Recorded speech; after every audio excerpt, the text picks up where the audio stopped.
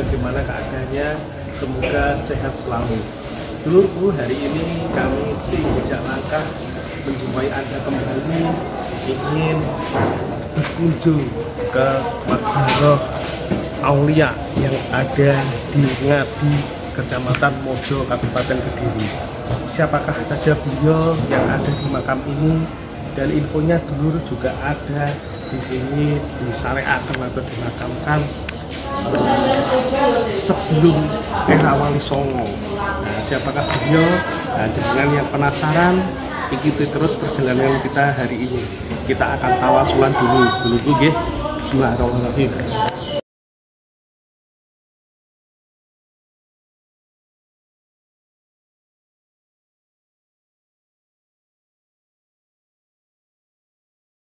Alhamdulillahirabbil alamin wal aqibatu lil muttaqin wala udwana illa ala zalimin. Wassalatu wassalam ala asrofil anbiya'i wal mursalin imamil muttaqin sayyidil ghuril muhajalin wa ala alihi wa ashabihi mujahidina tohirin. Gusmi lahir di Kediri pada 17 Agustus 1940 dengan nama asli Hamim Tohari Jazuli. Beliau putra ketiga dari 6 bersaudara dari pasangan Kiai Haji Jazuli Usman dengan Nyai Rodiah. Beliau dibesarkan di lingkungan Pondok Pesantren Ploso, pesantren yang didirikan oleh ayahnya. Pada pendidikan formal, beliau pernah sekolah di SR tingkat SD, tetapi hanya sampai kelas 3.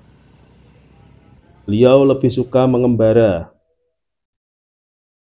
Sejak kecil sudah nampak keanehan-keanehan pada diri Gusmi.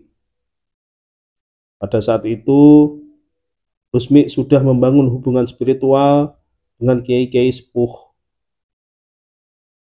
Di usia 7 tahun, beliau sudah menjalin hubungan dengan Kiai Romli Jombang. Pada usia 9 tahun, beliau menjalin hubungan dengan Kiai Hamid Pasuruan. Keanehan-keanehan yang dimiliki Gusmi membuat ayahanda, Kiai Haji Jazuli, khawatir. Setiap kali beliau bersilaturahmi dengan kiai manapun, beliau selalu meminta untuk mendoakan Gusmi. Pada saat usia Gusmi menginjak 13 tahun, saat itu Kiai Haji Makhrus Ali Lirboyo bersilaturahmi ke Ploso. Mendengar keluhan dari Kiai Jazuli, Kiai Makhrus mengajak Gusmi untuk mondok ke Lirboyo. Namun hanya 2 minggu Gusmi di Lirboyo. Beliau kembali boyong ke Ploso. Hal ini membuat Kiai Jazuli resah. Di suatu malam, Kiai Jazuli berdiskusi dengan keluarga. Beliau berkata, "Ke amik kuwi sesuk dadi opo? Di pondokne 13 dina wis mulih." Mendengar ayahanda dari ruangan sebelah, Gusmi lalu keluar dan menjawab, "Bapak, binjing sedinten panjenengan istirahat mawon. Kersane kula ingkang gantosi ngaji." Dan benar sekali, keesokan harinya Gusmi mengajarkan berbagai kitab yang biasa diajarkan oleh ayahanda kepada santri-santri Ploso. Di antaranya adalah kitab fikih dasar, fikih menengah, tahrir, Fathul Mu'in, Sholeh Bukhari, Sahih Muslim, Tafsir Jalalain, Fathul Kharib, Ihya Ulumuddin, yaitu salah satu kitab tasawuf karya Imam Al-Ghazali.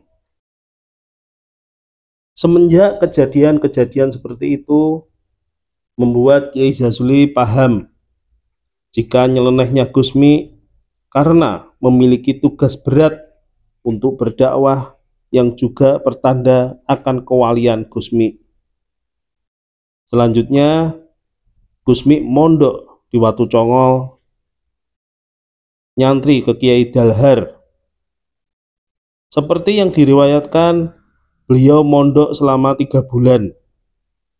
Ketika di pondok pun, Gusmi hanya mengabdi kepada Kiai Dalhar, membawakan kitab ketika Kiai akan mengaji, dan menata sendal Kiai ketika akan pergi. Gusmi menikah dengan Nyai Lilik Suyati dari Stono Gedong sekitar tahun 1960. Pernikahan ini atas saran dari Kiai Dalhar dan disetujui oleh Kiai Haji Mubasir Mundir.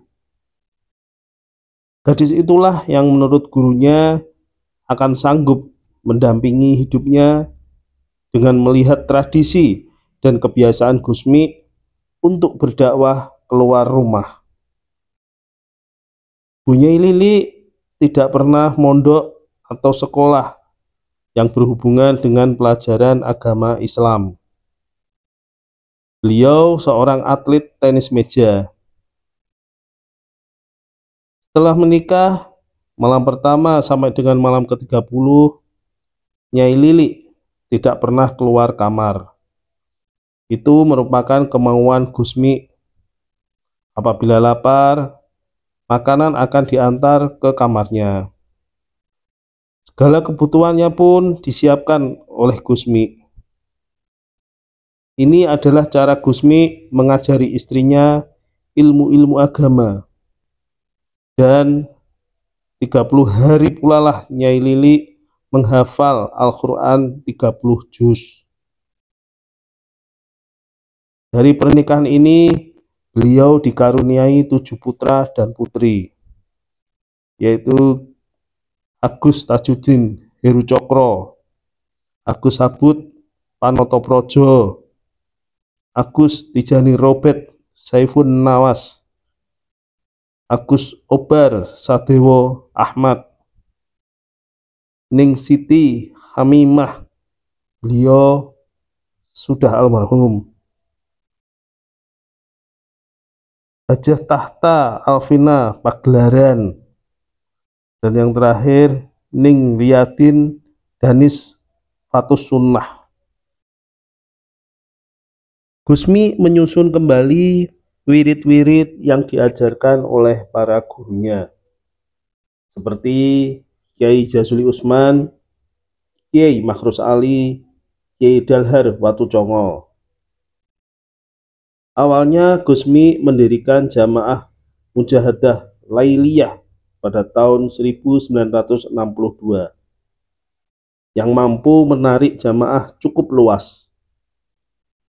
Jamaah kemudian berkembang menjadi Zikrul Ghafilin.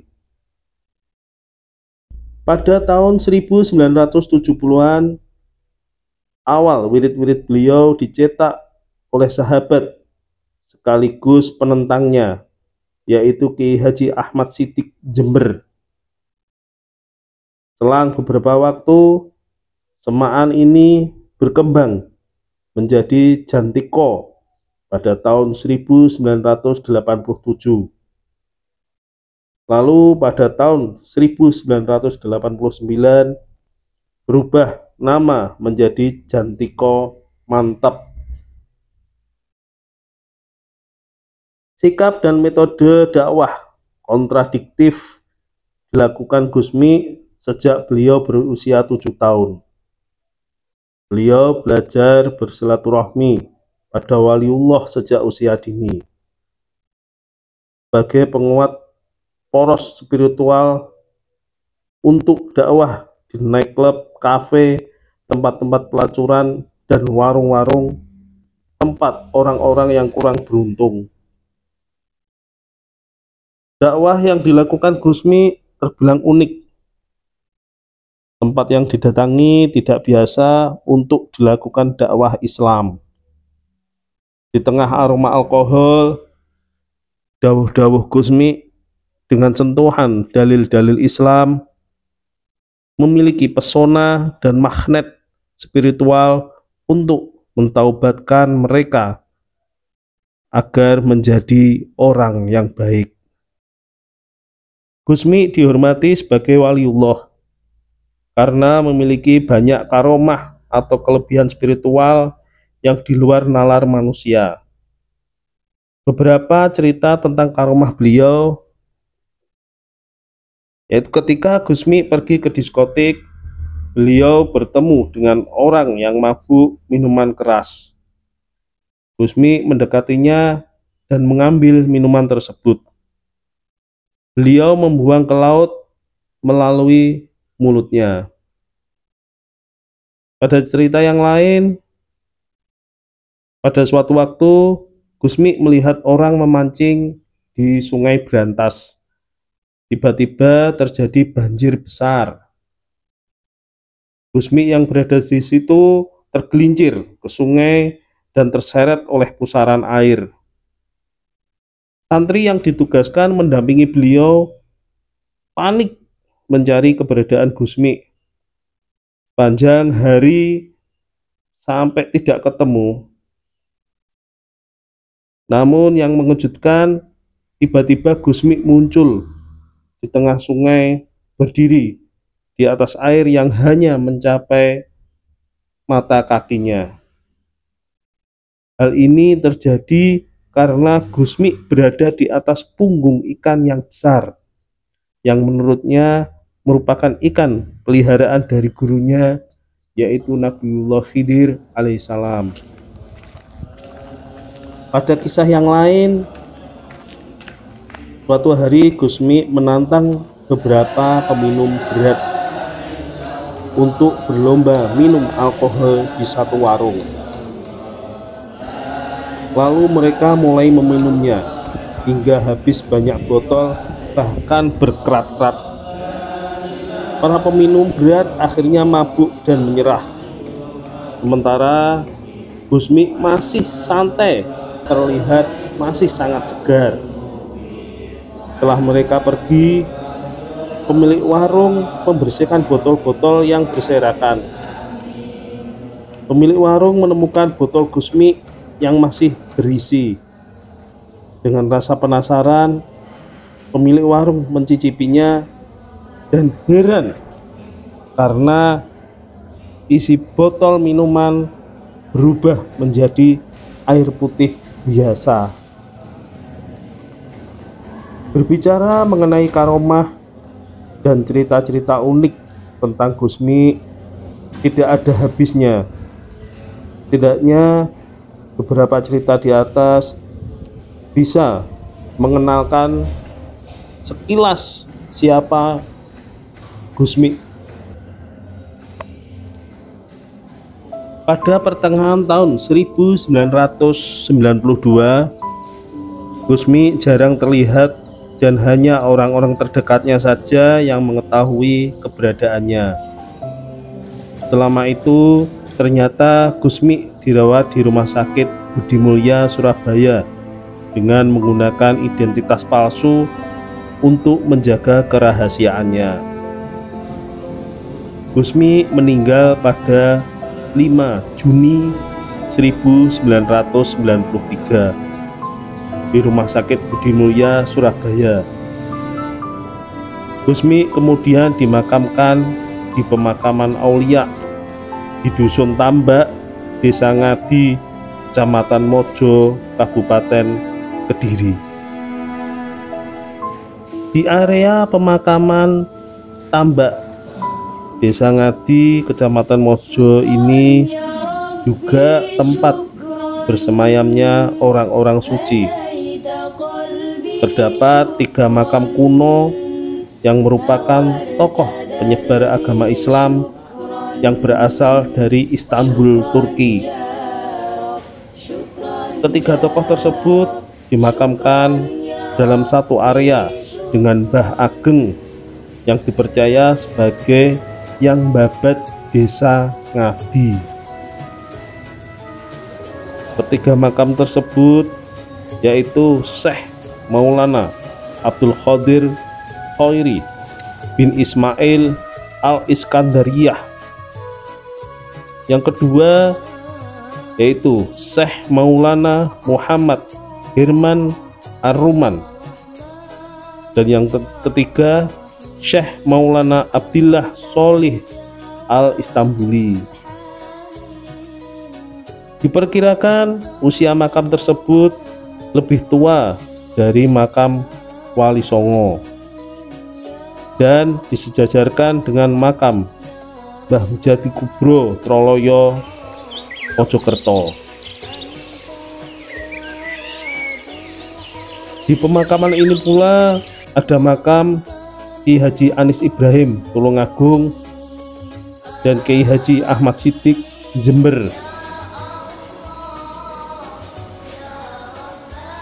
Para peziarah yang datang ke makam Gusmi mencari barokah dengan mengaji dan tadarus Al-Quran.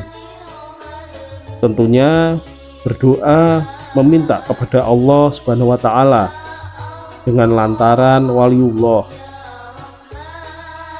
Pengunjung tidak dipungut biaya, hanya dipersilahkan untuk mengisi kotak amal atau berdonasi seikhlasnya yang digunakan untuk mengelola pengembangan dan merenovasi area makam.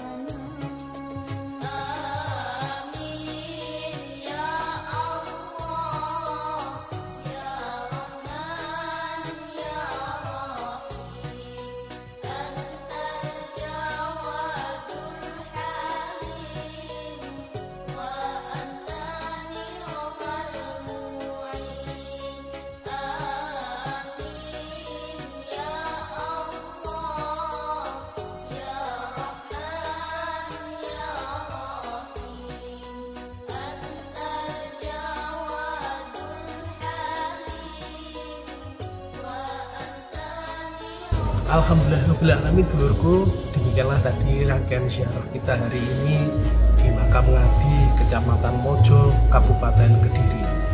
Oh ya dulurku, menjelang bulan Ramadan ini dengan jaga kesehatan ya. Semoga bisa menjalankan ibadah puasa Ramadan dan rangkaian kegiatan di bulan Ramadan ini dengan sebaik-baiknya. Doakan kami tim Jejak Langkah untuk selalu sehat selalu dan bisa tetap memberikan jalan-jalan informasi seputar jalan-jalan di makom-makom aulia seputar Kabupaten Kediri, Kota Kediri maupun di Nganjuk. Demikian dulur yang bisa kami sampaikan. Mohon maaf apabila ada salah-salah kata, mohon maaf apabila ada salah-salah informasi. Dulurku, jangan lupa like dan subscribe channel ini, channel Jejak Langkah. Assalamualaikum warahmatullahi wabarakatuh.